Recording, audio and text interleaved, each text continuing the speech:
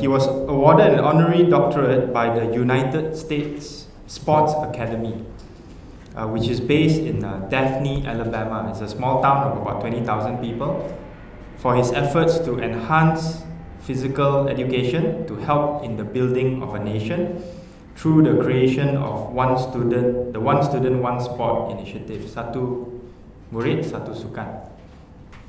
So what was not stated clearly is the fact that before the awarding of this honorary doctorate, was the fact that for a period starting from June 2012, for 6 months, this United States Sports Academy was given the responsibility of sending trainers to Malaysia to provide retraining for PE teachers and also other teachers who were interested in PE or physical education through a program called the International Diploma in Physical Education and Scholastic Sports program. This is a program that is provided and designed by the United States Sports Academy.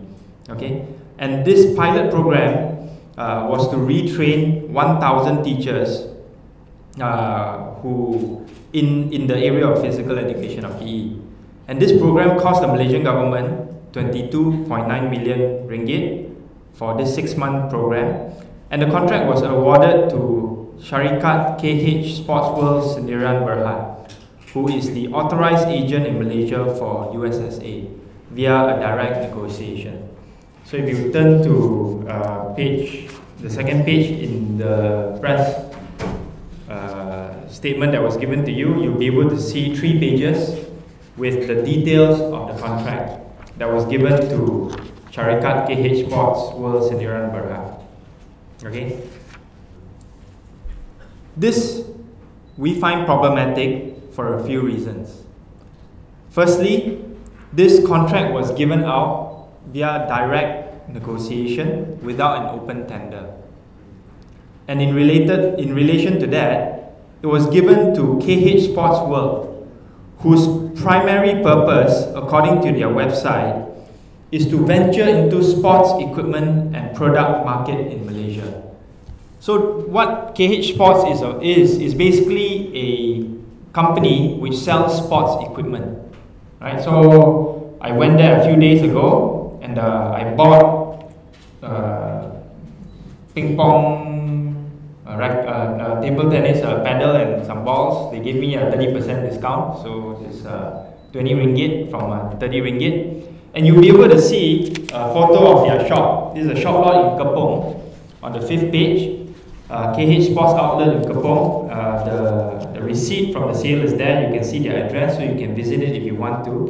And you can basically see that this is actually a sports equipment company that has no experience whatsoever in the area of education or PE training, right? And more importantly, according to their website, which I reference here, the chairwoman of this KH Sports World is someone called Hisyam Salleh, who is listed as Naib Ketua Puteri Umno in Kedah, Ketua Puteri Umno in Langkawi, Ahli Jawatan Kuasa Perhubungan UMNO in Kedah, Bendahari Biro Sukan dan Kecergasan Puteri UMNO Malaysia, and also Ahli Lembaga Pelawat Hospital Langkawi.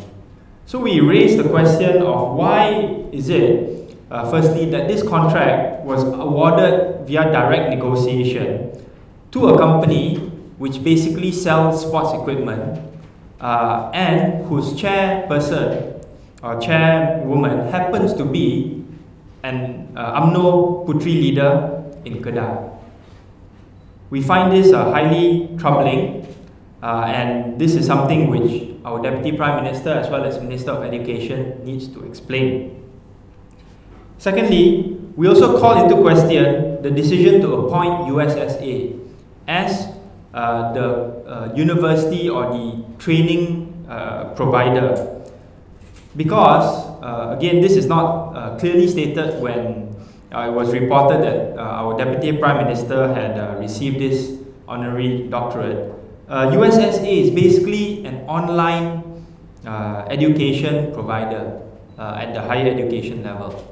almost all of its students receive their education at the bachelor's, master's and PhD level through online medium, right? There's very little physical contact between the lecturers, the faculty and the students, which is why if you look at the map of this university, it's basically just one building.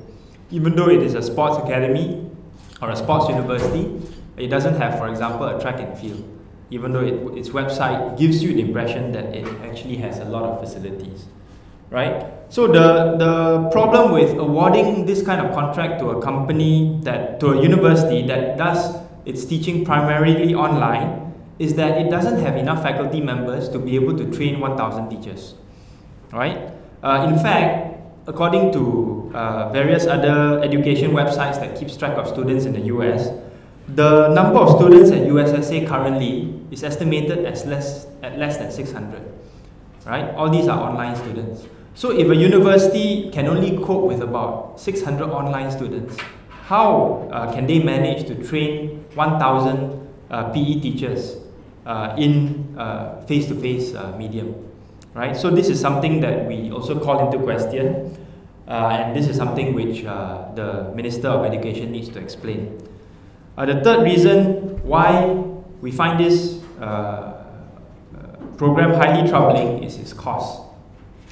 The cost, as you can see in the contract, was 22.9 million to train 1,000 students. And this translates into about 22,900 for each student trained, for each diploma received. If you compare it to other local programs, including those from UITM, a diploma in pengajian sukan, it only costs about 6,000 ringgit for 6 semesters. And this is a quarter of what it costs USSA to train these PE teachers, right? So for these 3 reasons, we find this contract highly troubling. We find that this is another example of how the Barisan Nasional says something but doesn't do it in practice. Cakap tak serupa bikin, where the Prime Minister talks about needing more transparency and promoting more transparency on the one hand, while his cabinet members don't listen to him and continues to award these kind of contracts under very dubious circumstances, right?